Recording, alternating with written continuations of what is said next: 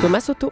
On va essayer de faire le tri et d'y comprendre quelque chose sur la taxation de l'épargne. C'est avec vous, Axel de Tarlé. Alors, le gouvernement a reculé sur la taxation des PEA, des plans épargne logement et de l'épargne salariale. Seuls donc les assurances vie restent concernées, si j'ai bien compris, s'il n'y a pas eu un nouveau démenti ou une nouvelle information.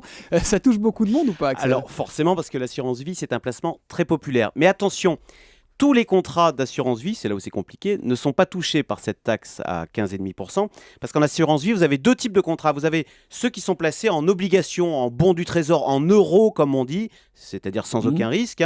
Eh bien, ceux-là, et c'est l'essentiel des contrats d'assurance vie, ne sont pas touchés, sont concernés par cette réforme. Les contrats dits multi-supports, c'est ceux où il y a de la bourse, c'est les contrats les plus risqués. Alors ça concerne combien de personnes qui vont devoir payer combien ? Alors, ces contrats multi-supports, on parle quand même, et c'est ça qui est ahurissant, de 7 millions de Français. Donc vous voyez... Ah, c'est pas une niche quand même, il y a quand même du monde. Il y a quand même du monde, même si les montants, enfin la taxe reste limitée, puisque la mesure va rapporter 400 millions. Donc faites la division...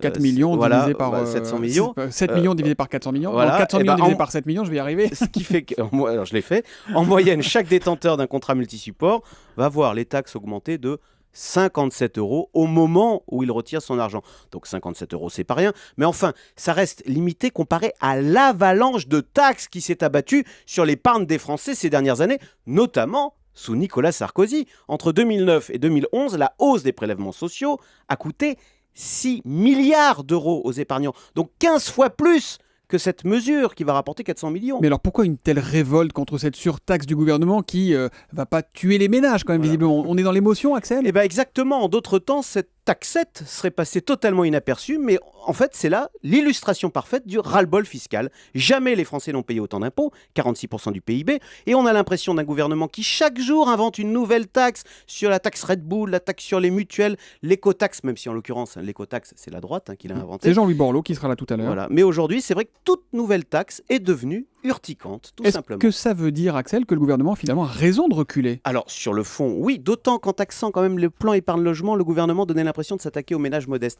Maintenant, sur la forme, c'est une reculade de plus, après les pigeons, après la niche fiscale sur les étudiants, et même sur l'écotaxe ou la taxe à 75%, le gouvernement a quand même déjà reculé, puisque les Bretons et les footballeurs ont obtenu des aménagements, ont obtenu un traitement de faveur.